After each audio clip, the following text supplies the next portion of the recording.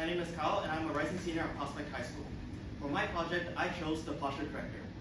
As someone who suffers from scoliosis and has been using back braces for years, while this back brace helps promote good posture, I oftentimes still find myself slouching with it. So that's why I chose the posture corrector, to help remind the user, which is me in this case, to keep their back straight once in a while. How it works is that on my back brace right here is a tilt sensor, and the tilt sensor is able to detect a tilt on my back if I start to slouch. And when it detects a slouching, LED lights on my brace will start to go off, along with a Bluetooth module on my back, which will start sending out Bluetooth signals.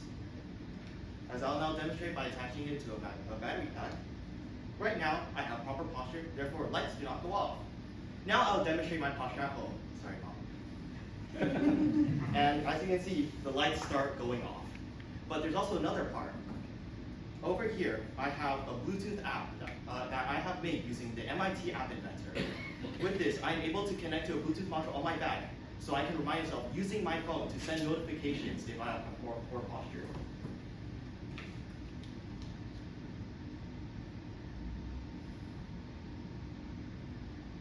I just attached the connector first. So over here, my posture is fine, so therefore a green light shows up showing that I am not slouching. However, as I start to slouch, it turns red, and it starts sending out notifications as well.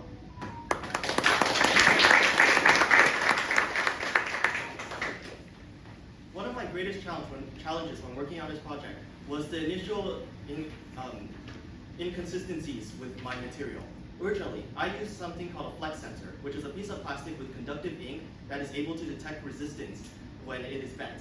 However, the values it returned I found to be very inconsistent and would jump between low and high, which made it very hard to determine the user's posture. That is why for my modifications, I switched to a tilt sensor.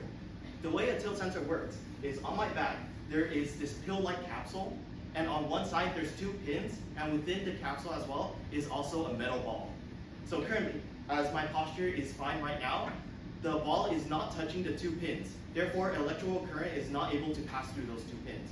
However, if I were to start slouching, the gravity causes the ball to hit the two pins, allowing it to act as a bridge for the electrical connection. The sensor is able to detect this connection and report it back to my Arduino. My Arduino is able to interpret this data, and it essentially sends commands to my LED lights to start going off and start sending Bluetooth signals through my Bluetooth module.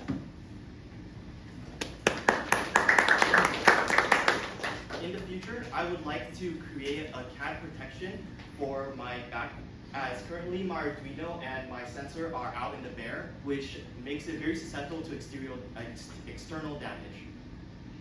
When I first came to BlueStamp, I knew very little about robotics and engineering in general.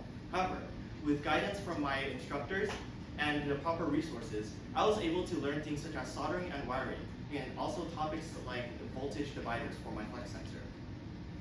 But most importantly, my time at BlueStamp, I learned how to properly troubleshoot.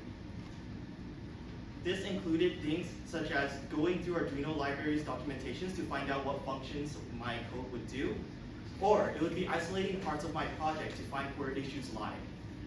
And these habits of troubleshooting will carry over into my future engineering endeavors.